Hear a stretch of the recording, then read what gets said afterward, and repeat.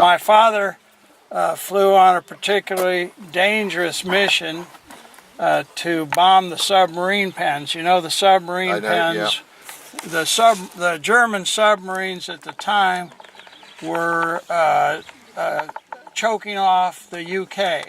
Yeah. They were in the entire war from 1939 to 1945, 3,500 merchant ships were sunk by German U-boats. Yeah.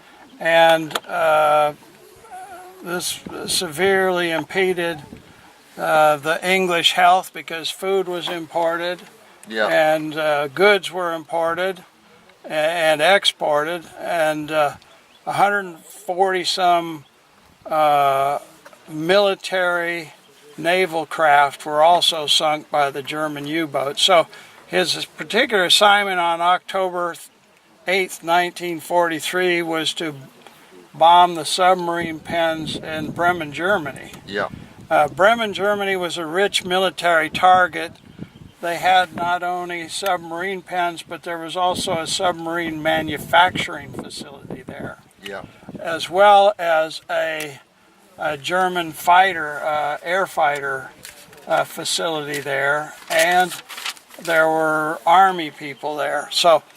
But his particular group, the 100th Bomb Group, was assigned to bomb the submarine pens at Bremen, Germany on October 8th. And I didn't know if you wanted me to go over the... Yeah, well, I know something of the mission, and I've seen various comments and so on about it. But I know that the 100 Bomb Group, not for the first time, suffered heavy losses. And your father's aircraft, which he was the pilot for, but they also had the command pilot, Major Kidd, on board. Yes. They got very badly shot up. I mean, when you read and you hear about how badly hit they were, it kind of, you almost feel it was a sort of miraculous that they got back as far as they did. I mean, what are your feelings about that flight? Oh, yes. And you know, I'm talking about this tomorrow. Are you going to be there tomorrow? No, no, sorry, I won't be. Okay, no. So the first thing, when they were over the target, they got hit by flak, and they lost an engine, and it was on fire. Yeah. And they had to dive to put the fire out. Yeah. And after several thousand feet of diving, they pulled out of the dive, and it was very hard on the stomach. Yeah. And then another engine on that side gave out. Yep. And so they lost two engines, and they were essentially crippled. Yeah. So they and there were members on board that had got hit by the flak, and they were crippled, and they had to get out of the formation of the rest of the formation of the 100th Bomb Group. Yeah. So, and they were much slower. Yeah. And whenever that happened, it was the policy of the Luftwaffe to go after the straggling planes. Yeah. And they were attacked by the Luftwaffe time after time after time. There were at least 15 passes by the Luftwaffe during that mission. And the thing that makes the mission more famous than anything else was the accuracy of the gunners. And I'm so grateful to the gunners did well on this. And they claimed that they downed 12 Nazi fighters. Yep. And they got credit for 9. Yeah. And the 9 is a record for any time the war, World War II, World War I, any war. Yeah, yeah. No plane has ever shot down 9.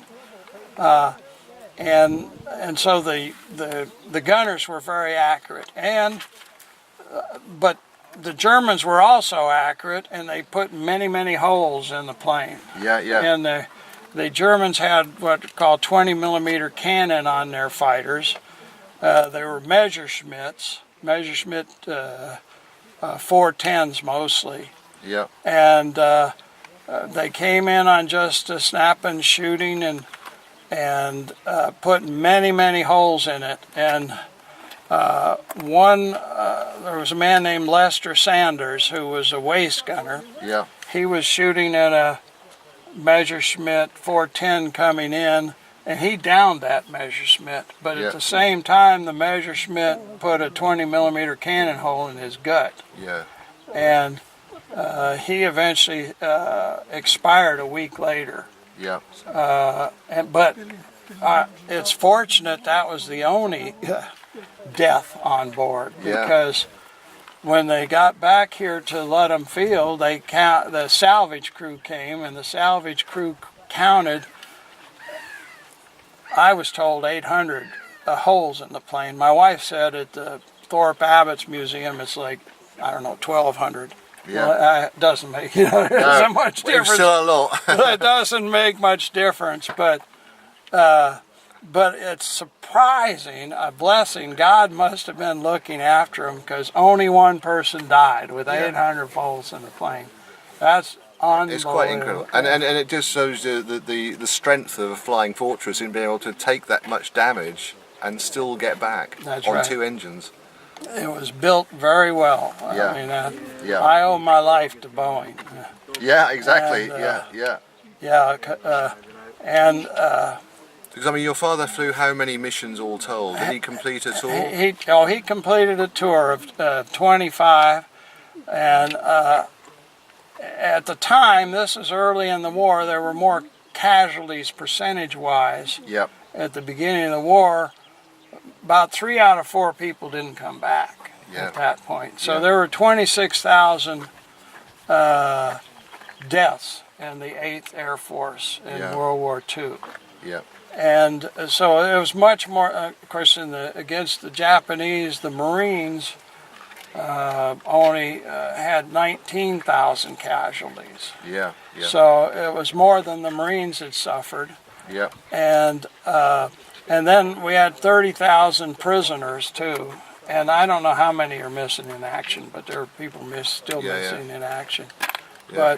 But we were lucky, and I just learned a story from my cousin who's older than me, and he said my dad, before the Bremen mission, his behind was getting sore. Mm-hmm. The seat was real hard. Yeah. It had armor plating underneath. Yeah. So he had asked the ground crew to take the armor plating out.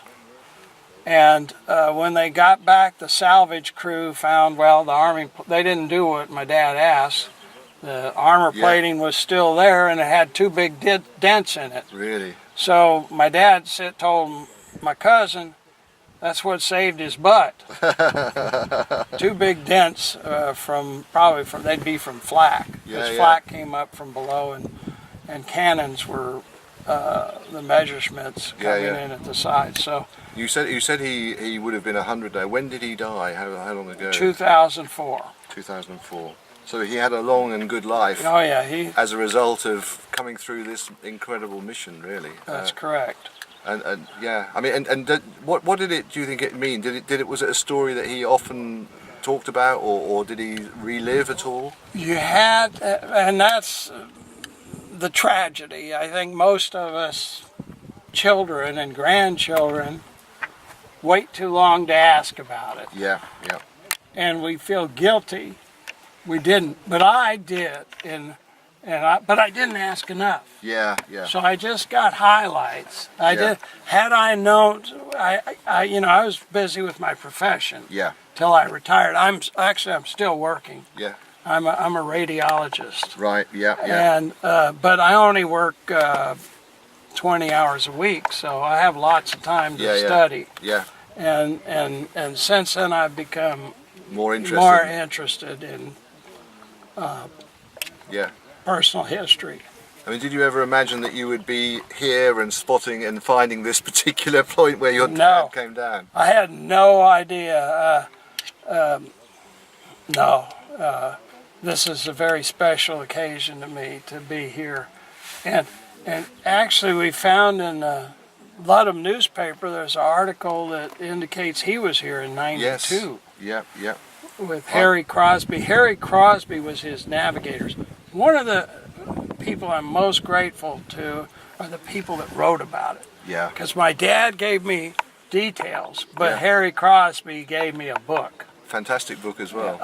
Yes, and you can get it on Amazon. It's Yeah, only yeah. about $20. Yeah, yeah. And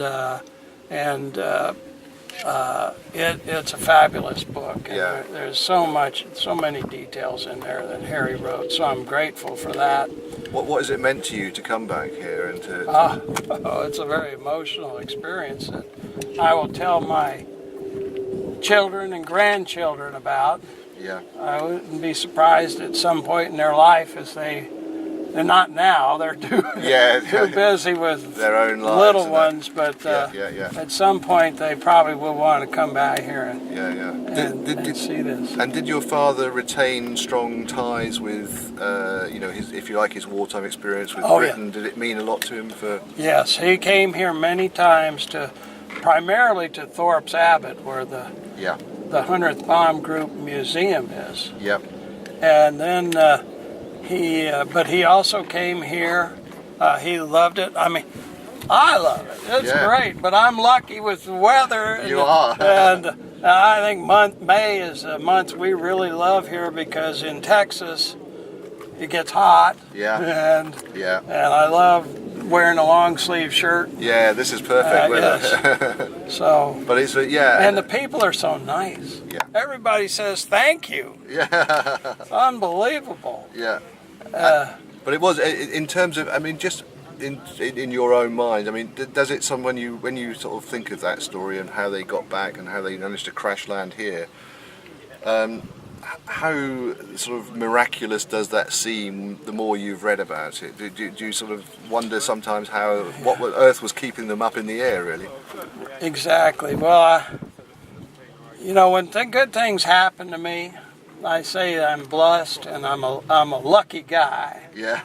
Even when I play poker, I say I have a good attitude. I'm not gonna lose much. Yeah. And so I'm lucky, and the Lord's blessed me, and I think He has something to do with it, and I mean, it's just it's good to have. It is so good to have a person in your family you admire. Yeah. And you admire what they did. You can look up to them. We seek comfort in the past. We don't know about the future. No. I mean, you don't know whether Brexit's going to be good or bad. No. But so there's not comfort in thinking about it. But when you think about the past, there's comfort. Yeah. So. Yeah. I mean, it is amazing as you said, at that time of the war, the Americans all those raids were taking heavy losses. Heavy loss.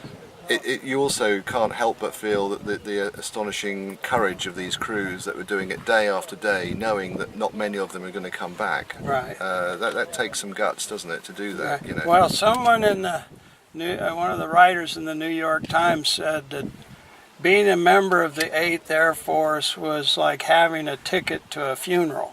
Yeah. Your own. Yeah. And when these guys, they'd be out in the formation, they'd see a plane explode in front of them or below them, they look at them, and I don't know how they could pull themselves together to come the next mission. I would have chickened out. Well, I think most of us would. Yeah. I might have found some excuse to find. Yeah. That I couldn't go the next mission, but they did. Your dad did it time after time, 25 times, and got back home. Right. And in terms of, I suppose you've also had lots of good support here from the local people to achieve this today. Oh my God, yes. Oh well, it couldn't have been done. I mean, yes, that is surprising how much interest there are in people that have no relatives involved. Yeah. I mean, so many people have adopted the 8th Air Force, but we owe a lot of this to the Brits because, in June, July, August, September of 1940, the only opposing country to Hitler was the UK. Yeah. And you fought the Battle of Britain. Yeah. and you were outnumbered. There were more Nazi bombers and fighters, and this guy Keith Dowding. Yeah. He's amazing. Put together that chain home. Yep. And able to get the Hurricanes and the Spitfires in the right place at the right time. Yep. I mean, God, and then we have a platform to bomb from. Well, it would be different. There's no chance. We might be two kinds of entities, the Germans and the rest of the world. Yeah. I don't think they could have taken the U.S., but no. They might have tried. Yeah. But so I'm grateful that the UK did so well against the Nazis when they were alone. There was no Russia involved. There was no U.S. involved. You were alone. Yeah. So, no, I think that's right, and I think that but you're right as well that there's strong affiliations now between people here and the Americans who came over during the war, which have endured. I mean, I know my father, who's here today, he used to go as a child, would go in on the air bases with the Americans, near where he lived, and it left a lasting impression, that these Americans were so friendly. They gave so much to the children, and they've never forgotten them. Well, we are very similar. Yeah. Thank goodness. Yeah. We're very similar, and the relationship between us was different than the relationship with Hitler and his allies. He didn't give any patents or equipment secrets to the Italians or the Japanese till late in the war. You gave us a radar. Yeah. You developed our radar. And on our Sherman tanks, we were having a lot of trouble with the Panzers. Our guns couldn't go through their armor, and you gave us the 17-pounder to put on certain. Every platoon had a what they call that? Firefly. Oh yes. Firefly. Yeah. And so there was a lot of cooperation. Yeah.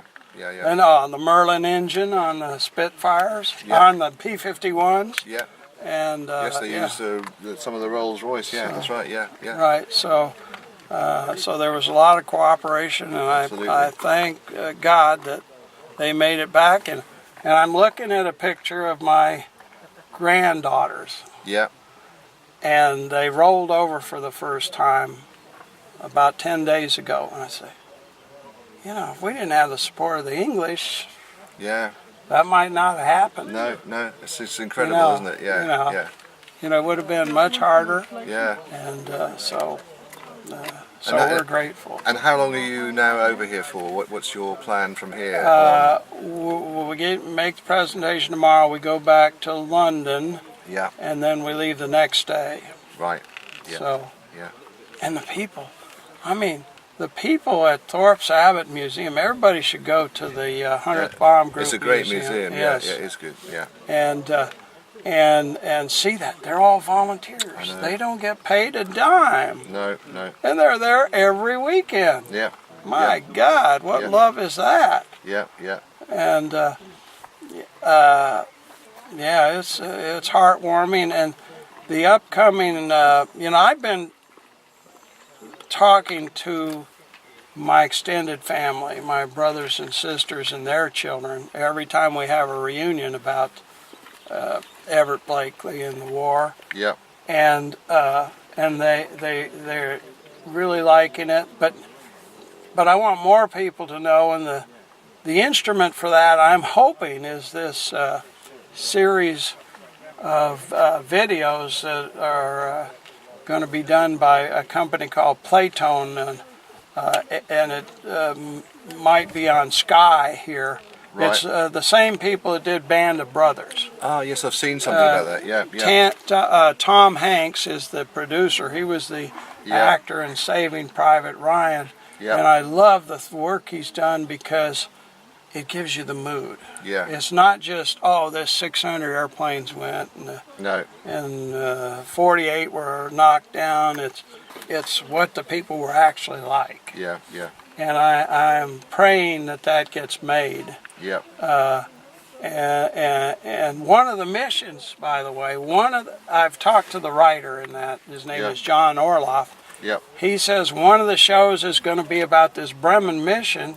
Oh, wow. They better come here to interview Mike Fuller. Yeah, yeah. They've got to come here and interview Mike Fuller and the other people at Ludham that were so gracious. There's a man who remembered helping my dad out of the airplane. Yeah, yeah. And he's passed now, but his daughter's still alive. That's right. I've seen a picture of them. Yeah. So, yeah. That's heartwarming. Yeah. And it was a different kind of war. Yeah. In this bomber war in the air, there was never a single retreat. No. It was different than a battle on the ground. In the whole 8th Air Force, they never came back unless a single plane would come back for mechanical failure. Yeah. But no, there was never a retreat. No, they had to carry out the mission. They got to carry. Also, in a ground war, you have a general like General Patton or General Montgomery making a lot of decisions. Well, in the air war, the people making decisions, the old guy in the plane was my dad, and he was 24. Yeah. So, there was never in the history of warfare where there people so young making important decisions. Yeah, no, that's absolutely right. Yeah, yeah. So, no, we owe them a lot. Yeah, yeah. Now, some of the injuries on this particular mission were of course, Lester Saunders got the 20 millimeter shell in his gut. Yeah. And he died like the next week. And Bill McClellan, he was in the ball turret underneath. There was kind of interesting stories about him, but it was very cold. One of the big enemies, the enemies were lack of oxygen. Yeah. You take off your oxygen mask and you die. Yeah. Or if it gets punctured, you could die. Yeah. The cold, it was, up to 50 below zero up there. Yeah. And the back was open. The flak, of course, the German flak, which stands for Flieger Abwehrkanone, means flying defense cannon. Yeah. And then the German Luftwaffe. Yeah. So the ball turret gunner, he would get very cold. Yeah. And his family relayed to me that he had a little way of getting warmer by when he shot at other Messerschmitts coming in. Yeah. He would keep all the extracted cartridges in his compartment there, and that would warm him up a little bit. Really? I mean, I wouldn't have thought of that. No. So, so he got hit by he got a scalp and hit by a flak up there, but then he got a big fragment in his thigh. Right. And he actually reached in there to see if the bone was broken. He could feel the bone. Good God. And he found it's not broken, so he was a little bit better off. Yeah. But not much, because he spent like 24 months in the hospital in the U.S. Grief. And then the tail gunner, Charlie Vi, he had one injury in his pelvis straight on, but then he had a piece of metal go through all the way from one hip to the other hip. Good grief. And he walked with a foot drop the rest of his life. Yeah. But he survived, and so did McClellan. Oh, and then the other waist gunner, his name was Yevich. Yeah. And he had a big injury to his forearm. Yeah. So, and then the bombardier had a minor injury that probably shouldn't even be mentioned. But, yeah. So, but these people, well, they were lifelong friends. Really, yeah. Yeah, the rest of their life. I mean, there's something about war that unites men. Yeah. That are in the same area. And it's you see that in the workplace too. When you work together, there's a certain bonding that men don't otherwise have. No. So. And so I know that Lester Saunders got a Distinguished Service Cross for that mission, posthumously, obviously. Yes. Was your father decorated, or he got a Silver Star? He got a Silver Star. If he died, he would have got the Distinguished Service Cross. Yeah, That's the way it was. Yeah. There were two Distinguished Service Crosses. Were there for that mission? Lester got one, and so did Charlie Vi. Right. And there were 2 Silver Stars, Everett Blakely and Jack Kidd. Oh, the command pilot, Yeah. Yeah. There were 4 Purple Hearts. That's what you get for being injured. Wounded, yeah. Yeah, so it was quite a flight. Quite a decorated, yeah. And it was big in the U.S. It made the papers. Yeah. At this point in the war, things were very bad for the Americans, and it was positive. It was made the newspapers. It was famous here in the UK. I mean, there's a lot about it in the 100th Bomb Group Museum. Yeah. You need to spend a few minutes and read what's on the walls. I love that museum because it's not in a city. No. Yeah. So when I go, I can be by myself. Yeah. And think about what happened. Yeah. I can picture my dad going down the runway. I go in the back, and I said, I know he was here. Yeah. I could feel it. Yeah. So, and I'm fortunate to have a wife who is also interested. Yeah. So. That's brilliant. Well, thank you very much, Jim. Okay. Well, good. You thank call you. me if you. I will. And I've just got one other question, which I've got a crew picture and the names, but they don't identify who is who, and I just want to double check with you which one is your father. Oh, brilliant! Thank you. Now I have many of these pictures of the actual crash. Oh, you've already got them. Oh, I would love those when you're done. Yeah, well, I'll email them to you. I've got your email address as well. I would love them on this paper. Oh, yeah, as well. Yeah.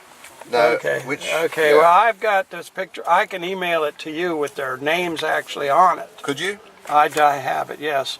But I will tell you. Yeah, okay, standing up, starting from left to right. So left to right, standing. Is Bill McClellan. Yeah.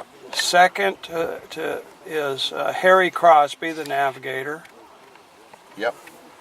Charlie Vi, the co-pilot. He was actually the tail gunner, but that makes it too complicated. Okay, yeah. Everett Blakely. Yep. Jim Douglas, the bombardier. Yep, and then we come to kneeling. The first is Lester Saunders. Yep. Next is Monroe Thornton. He was the top turret. Yep. Next is Ed Yevich. Yep. Next is Lyle Nord.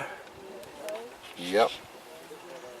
Next is, the last is Edmund Faulkner, F-O-R-K-N-E-R.